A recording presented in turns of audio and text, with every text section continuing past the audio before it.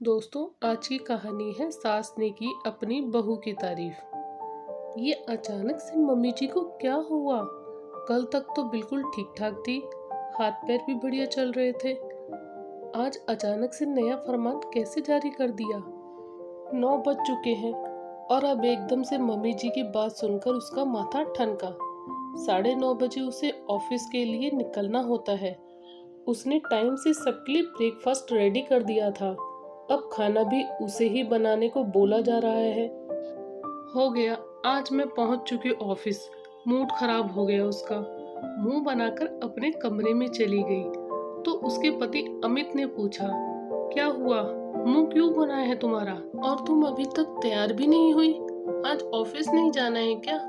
अनु गुस्से से बोली, ऑफिस जाऊं या खाना बनाऊं? क्योंकि अचानक से तुम्हारी माँ ने खाना बनाने का फरमान जारी कर दिया है। बोला है बिना खाना बनाए ऑफिस मत जाना। अगर यही बात थी तो रात में ही बता दिया होता। तैयारी तो खाना बनाने की मैं हमेशा रात में ही करके रख देती हूँ। पता होता तो सुबह थोड़ा और जल्दी उठकर ब्रेकफास्ट के साथ साथ खाना भी बना लेती। पता नहीं क्या हो गया है उनको। कल तक तो सब काम में मेरा हाथ बटाती थी, आज अचानक से ऐसा क्यों बोल रही हैं? अमित बोला, अरे तबीयत ठीक नहीं होगी उनकी, उम्र बढ़ रही है माँ की अब, और घर पर मामा मामी भी आए हुए हैं ना। हो सकता है इसलिए उनके सामने लग रहा हो कि घर की बहू तो जा रही है और सास घर का सारा काम कर रही है। चलो आज तुम घर पर ही रहो, चाहो तो आज ऑफिस से छुट्टी ले लो। अच्छा मैं निकलता हूँ ऑफिस के लिए, बोलकर अमित निकल गया। अनु बस उसे जाते हुए देखती रहेगी। वो अपने ख्यालों में गुम ही थी कि फिर सासू माँ की आवाज आई, आज खाना बनेगा कि नहीं? अनु ने जल्दी से कपड़े चेंज किए और किचन की तरफ चली गई।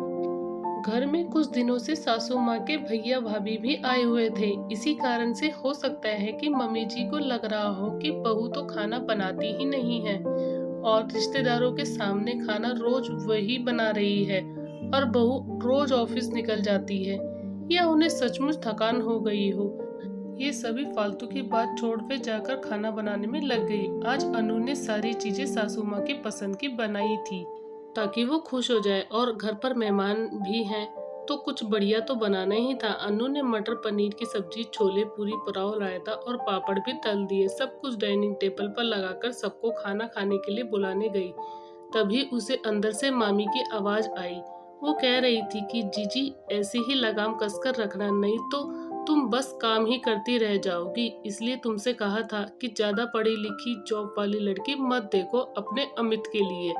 अब देखो तुम ही काम कर रही हो और वो तो दोनों चले जाते हैं ऑफिस।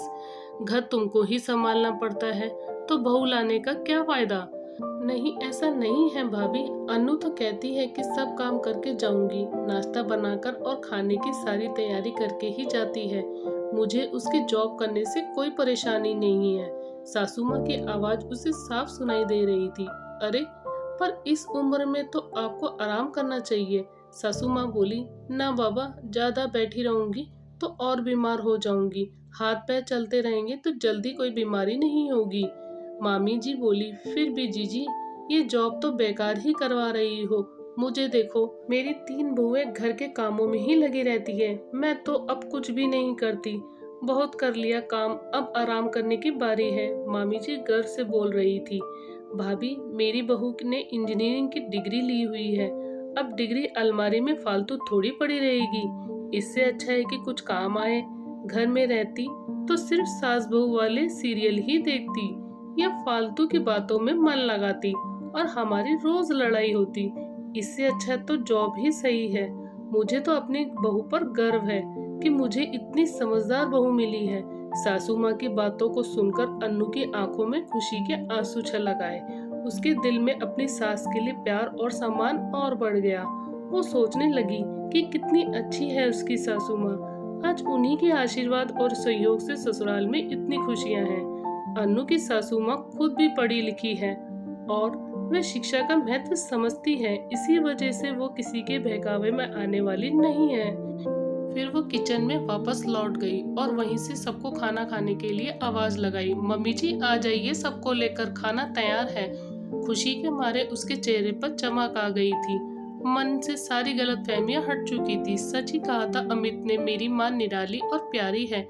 सभी लोग डाइनिंग टेबल पर खाना खाने बैठ चुके थे। सासू माँ ने भी उसे बुलाकर अपने पास बिठा लिया और कहा, तुम भी हमारे साथ खाना खा लो।